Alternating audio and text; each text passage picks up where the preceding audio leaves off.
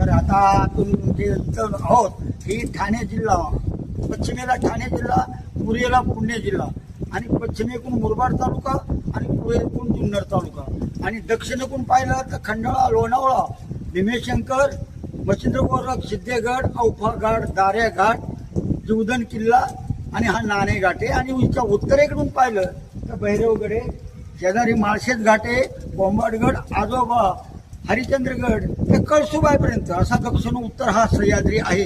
इथे सातवाहन राज्य होऊन गेले. इसवी सन पहिल्या शतकात त्यांची मुख्य राजधानी पैठण आणि उपराजधानी जुन्नर होती. आणि त्या काळात मुख्य राजधानी पैठण असल्यामुळं त्यांना कल्याण वसई ते जुन्नर मार्गे यायला पुढं रस्ता नव्हता. त्या काळात एक नाना नावाचा इंजिनियर होता. त्याने दगडाची चौकशी केली आणि या नाणेघाटाची चौकशी करून हा नाणेघाट फोडला गेला. नाणेघाट फोडला. नाणेघाटाचा असा दगड आहे, त्या दगडाची चौकशी आता कधी हा कोसळत नाही. आपण अनेक पाहतो माळशेज घाट प्रत्येक वर्षी कोसळतो, अनेक घाट कोसळतात.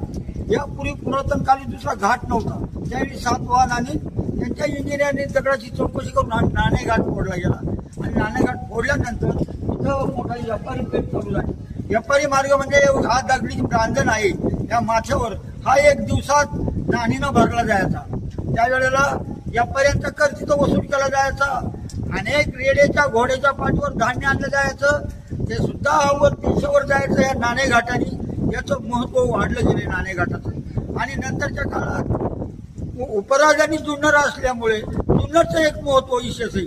जुन्नरचं असं महत्व विशेष आहे की जुन्नरला उत्तर बाजूला जवळच लेण्याची म्हणून पुरातन खालचं गणपती स्थान आहे आणि त्याच्या पूर्व बाजूला ओझर म्हणून इग्नेहार असं गणपतीचं जवळच स्थान आहे. आणि त्याच शिमेरीवर परत शिवरायांचा जन्म तिथेच झाला.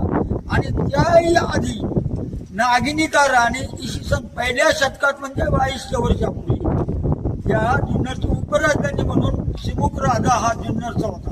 म्हणजे अशी काही माणसं इथं या जुन्नर तालुक्यात जन्माला आली. आणि नाणेघाट हा पश्चिम बाजूला असल्यामुळं आणि दक्षिण बाजूला जीवधन किल्ला, चावट, हाडसर असे किल्ले या जुन्नरच्या शेजारी चांगले गणपतीचे आहेत. आणि नंतरच्या काळात हा इतिहास सातवाहनापासून या घाटाला लाभला गेला. नंतरच्या काळात काही काळानंतर आपले का भरपूर संप्राट झाले. मग कोणी चंद्रगुप्त मौर्य असेल, राजा पुलकेशी असेल, गौतम बुद्ध असेल आणि यांचे भरपूर लेणी आहेत. नंतर अशोक राजांनी सुद्धा सातवाहनाला प्रोत्साहन दिलं होतं लेणी काढण्यासाठी. पण नाशिकची लेणी, ठाण्याची लेणी आणि नाणेघाटची ही लेणी आहे, ही सातवाहन पुराणी आहे.